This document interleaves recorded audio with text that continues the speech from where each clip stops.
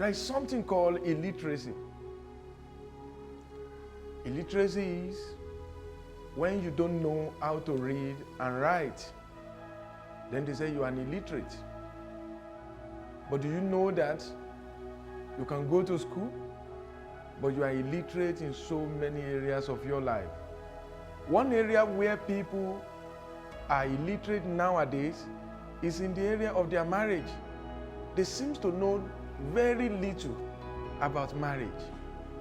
That is why you see professors divorcing their wives. You see pastors neglecting their family. You see learned people, doctors, actresses, top politicians, big people, business tycoon, a lot of celebrities. They end up in bad marriages, separating from their wives, destroying their marriages. If you have many bitterness in your heart and you are not ready to let go and you are not discussing with your spouse, you are an illiterate. You are very proud and cocky at home. Proud and cocky husband will never listen to the counsel of their wives. You see what? You are the head of the family. You are the finance in the house as the husband. But your wife is having the quarter finances and having the semi-finances. That is for real men. Is there any decision I will take in my life without sitting my wife down and ask for her input?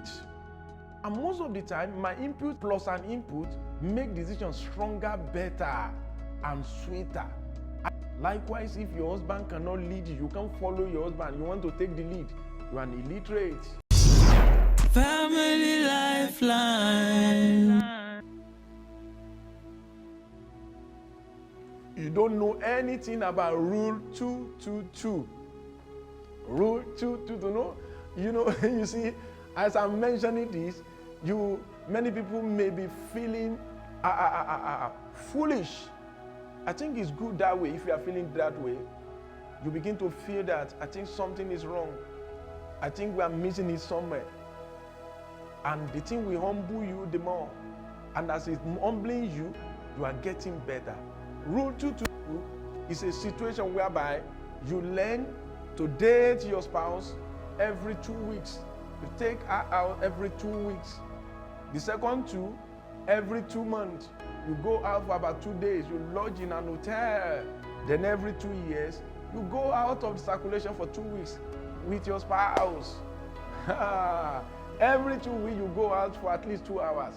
Every 2 months, you go out for at least 2 days. Every 2 years, you go out at least for 2 weeks. You can't be running your marriage like this and not have a great marriage. You know nothing about spousal bias in marriage. You know nothing about spousal bias. You don't know anything. That is why you are putting your family first.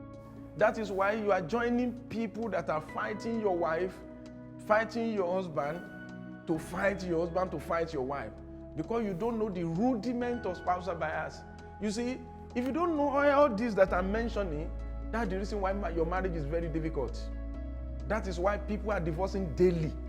You can't know all these things and practice them and you will not have a great marriage like I'm having.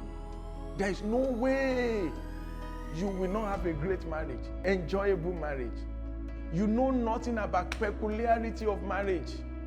The reason why people normally say blood is thicker than water is because they don't know peculiarity of marriage. Physically, biologically, blood is thicker than water. But in marriage, who is blood? Who is water? Your parents are your blood. Your siblings are your blood. But your wife is not your water. Who are your water? Your water are your friends. I had a lot of friends in primary school that I have not seen them in years. I have a lot of friends in secondary school. My roommate on campus, I've not seen him for almost 30 years now. They are my water. My wife is not my water. So stop using that word, blood is thicker than water, when you are talking about relationship between you, your siblings, and your wife, relationship between your husband and your family members. Your friends are your water, your parents are your blood, But your wife is not water. Your wife is your covenant. And listen to me. Blood is thicker than water. But covenant is stronger than blood. Hallelujah. So marriage is peculiar. Your wife should be number one in your life. Your husband should be number one in your life after God. Then your children, then your parent, your sibling, any other person can follow. That is what is called peculiarity of your marriage. Peculiarity of marriage. If you don't know this, you are a marriage illiterate. If you don't agree with this, you are a marriage illiterate. You know nothing about number one killer of marriage. In many places that are privileged to minister, I do ask them, what's number one killer of marriage? People will say infidelity, poverty, and so many things. Unfortunately, people always fail this. Number one killer of marriage is not poverty, it's not infidelity, it's not infertility, it is carelessness. Infidelity can only happen through carelessness. Carelessness is the mother of drifting. You can drift apart even without anybody attacking your marriage. So if you don't know that carelessness is the number one killer of marriage, you are illiterate. That's why you will not be careful. You will not hold your marriage intentionally, and you will not be deliberate about building great marriage. So it's time to be more careful in your marriage. You know nothing about one flesh marriage. One flesh marriage. Because you didn't know anything about one flesh marriage, that's why you are still talking about my car, my house, my room, my this, my that. You don't know about one flesh marriage. That is why you are still using the word I, me, mine, and myself. I, me, mine, and myself. My family, my children, my this. Don't come and don't enter my room, oh. Don't touch my phone. That's why you are putting code on your phone. But if you have deep understanding of one flesh marriage, you will know that your marriage is very important, and you and your wife, you and your husband, you are one. And you must have everything in one accord. You must have everything in unity. You will stand together. You will know that you are a team, and you will celebrate your teamwork. Fly. You don't know anything about gender differences in marriage. You see, if you don't know everything about gender differences in marriage, you won't know the differences between you and your wife or your husband. Experts told us that apart from genital, men and women are having 75 differences, things that make them different in marriage. Many of the things you are complaining about your spouse is masculinity or is femininity. For example, you say, my wife is too slow, he's always too slow. When we are dressing her, she will take hours in the bedroom, she will take hours in the kitchen, she will do this, she will do that. You are describing a woman. An average woman is slower than a man, though we have exceptions, but majority of the time.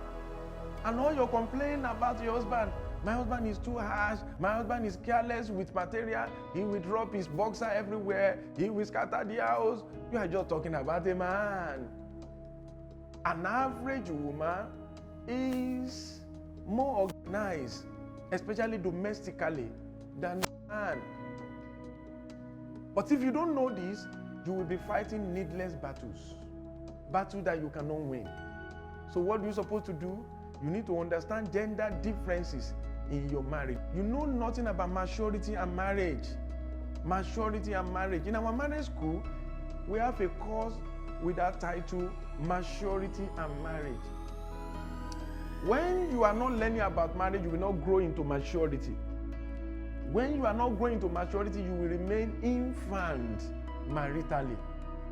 And there are so many things infants in marriage we do, even if they are 75 years of age. So you need to learn about maturity and marriage and grow intentionally into maturity so that your marriage can be the best. You know nothing about emptiness in marriage, so you are not preparing for it. Emptiness is the situation whereby your children grow up, they went to school, they got married, and they left your house. That's emptiness. So that makes you an empty nester. And it will come with a lot of issues. How do you manage them? How do you handle them? You need to know ahead so that you will not be a marriage illiterate. You don't know anything about mentality and marriage. What will make your marriage what it's supposed to be is for you to understand mentality and marriage. The mentality your wife is bringing into that marriage, mentality your husband is bringing into that marriage. For example, somebody that was raised in Ibadan is quite different from somebody that was raised in Lagos. They love themselves and they got married. They will bring different mentality on the table. And when this mentality are operating, then we begin to shout. We begin to make trouble. I can't take that one from you. I can't take. The truth is, it is our mentality, our background. Somebody that was raised in Christ Apostolic Church CAC is quite different from somebody that was raised in Christ Embassy. If they marry, they will all bring their mentality on the table. Can you imagine a Winner Chapel member, Living Faith, that got married to MFM members? They will bring different mentality on the table. Their mentality will affect the way they relate with all issues. All issues. So what are we supposed to do? If you understand the science of mentality and marriage, it will remove a lot of conflict from your marriage, because you will celebrate the mentality your spouse is bringing. And as you are preparing for marriage, you talk a lot so that you know the mentality. You won't just be enjoying yourself and be having fun during dating. You are learning about the mentality of your spouse, and you'll be able to know whether you can adapt, whether you cannot adapt, whether you should marry, or whether you should let go. But a lot of people have been married. They are just complaining and complaining. They didn't know that they are just complaining about the mentality, the background, the baggages that your spouse brought into that marriage, which is the last one. You know nothing about sex groupings in marriage. In every marriage, we have different kind of sex grouping. We have lower sensitive people, hypersensitive people, low sensitive people, normal sensitive people, nymphosensitive people. When you don't know all this and you are married, you are likely going to marry somebody from another sex grouping. When you get into marriage, you begin to complain. My wife does not like sex. My husband loves sex too much. Oh, is it food? Is it everything? It's because you don't understand sex grouping. If you understand it, you study your husband very well, then you know how to balance things up. I believe you have been able to convince you without confusing you that many people watching may be marriage illiterate. So you need to improve, you need to increase. And marriage illiteracy is the fundamental reason why many people are heading in divorce, why there is crisis in your marriage, why you are fighting every day. Thank you for joining me in this telecast. If you want to watch this telecast again, please go to my YouTube channel at Bisi Adewale. Watch it over and over again and groom yourself and grow yourself. And I will encourage you to get many of our books on familarbooks.com. Download them. Everything I mentioned in this episode, I have books about them.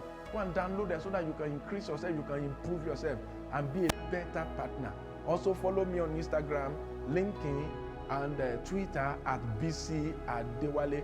When you do that, you will be able to be informed more about marriage and grow from illiteracy to literacy. Also, visit my blog every day, bisiadewale.com. Visit this blog to learn more about our programs and about so many things about marriage. Get a lot of quality articles and improve yourself. Thank you again for joining me. You see, your family life is very important. Take good care of your marriage. Family Lifeline 12004 Family Lifeline. Building families, molding destiny. Family Lifeline.